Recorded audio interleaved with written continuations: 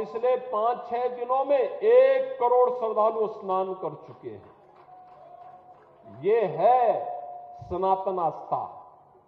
इस सनातन आस्था को मजबूती प्रदान करने के लिए डबल इंजन की सरकार सदैव आपके साथ में है, आपके साथ खड़ी है। आप सबका दायित्व बनता है, हम सबका दायित्व बनता है ये बांटने वाले लोगों को, तोड़ने वाले लोगों को हम कभी पनपने न दें, पनपने न दें। ये कमजोर करने वाले लोगों को किसी भी स्थिति में हमें आगे नहीं बढ़ने देना है।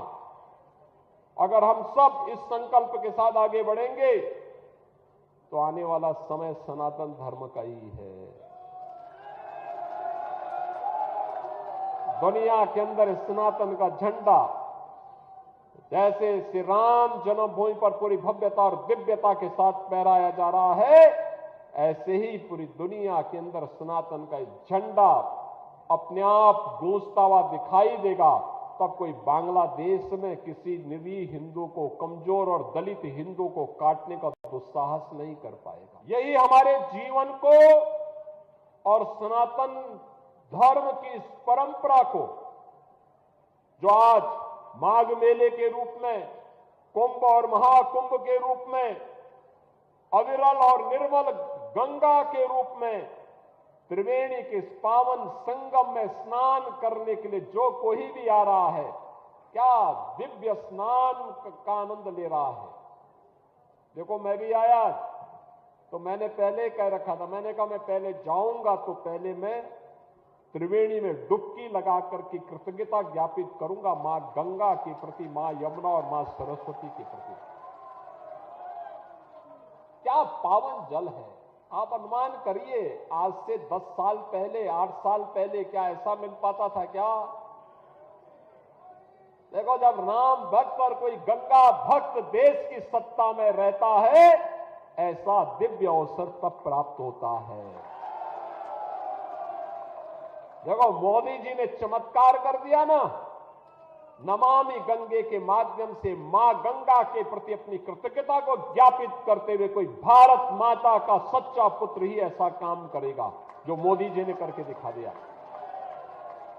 कितनी दिव्य अनुभूति हो रही है। जो भी जा रहा है मोदी जी को आशीर्वाद दे रहा है, जो भी स्नान कर रहा है उनके प्रति आभार व्यक्त कर रहा है। आभार और आशीर्वाद के शब्द इस बात को लेकर के हैं कि आज मां गंगा की अविरलता और निर्मलता हमारी माघ मेला को, कुंभ मेले को, महाकुंभ के आयोजन को और भी दिव्यता की ओर की अनुभूति करा दे। याद करिए, यह देश 1947 में आजाद हुआ। आजाद होने के बाद देश को प्रधानमंत्री मिल गए। 1952 में पहला आम चुनाव होता है। तब से देश ने कई प्रधानमंत्री देखे। हर एक ने देश के बारे में सोचा होगा, देश के विकास के बारे में योगदान किया होगा, लेकिन भारत की मूल आत्मा को सम्मान मिलना चाहिए। अयोध्या में रामलला फिर से विराजमान होने चाहिए, यह भाव केवल मोदी जी ने ही उसको मूर्त रूप दे करके भारत की परंपरा को गौरवान्वित किया है। मोदी जी पहले प्रधानमंत्री हैं जो श्री राम जन्मभूमि में दर्शन करने के लिए गए, राम मंदिर के शिलान्यास में गए, रामलला के प्राण प्रतिष्ठा समारोह में भी गए और मंदिर निर्माण का कार्य पूर्ण होने के उपरांत जो शुभ मुहूर्त मिला था, सनातन धर्म की ध्वजा पताका को मंदिर पे आरोहण करने का, उस समारोह में भी प्रधानमंत्री स्वयं भागीदार बने और उन्होंने दिखा दिया दुनिया को इच्छा शक्ति होनी चाहिए कार्य करने की।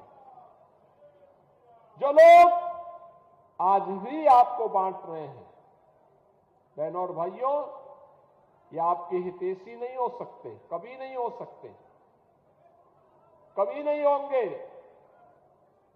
ये वही लोग हैं जिनको सत्ता में रहने का अवसर प्राप्त हुआ था। जब सत्ता में थे तो स्वयं अपने परिवार के बारे में सोचते थे, उससे बाहर उनकी दृष्टि नहीं थी। आज तमाम प्रकार के नारे देंगे, स्लोगन देंगे, लेकिन ये वास्तविकता नहीं है। इनको जब भी मौका मिलेगा ये वही करेंगे जो इन्होंने पहले किया था। पहचान का संकट खड़ा करेंगे, अराजकता पैदा करेंगे, सनातन धर्म पर प्रहार करेंगे, दंगों की आड़ में फिर से हर एक व्यक्ति को झुलसाने का कार्य करेंगे।